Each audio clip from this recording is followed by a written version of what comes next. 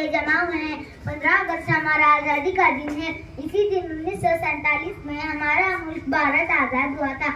हमें ये आज़ादी बहुत से कुर्बानियों के बाद मिली है। हमें अपने मुल्क से मोहब्बत करनी चाहिए। हमें अच्छे बनकर हमारे मुल्क का नाम रोशन करना चाहिए।